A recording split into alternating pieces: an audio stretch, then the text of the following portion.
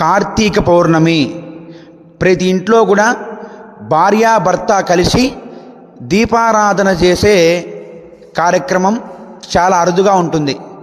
భర్త చేస్తే భార్య చేయకపోవడము, భార్య చేస్తే భర్త చేయకపోవడము.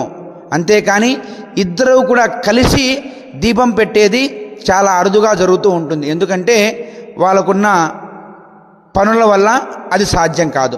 కాకపోతే కార్తీక పౌర్ణమికి దంపతులు ఖచ్చితంగా దీపం వెలిగించాలి.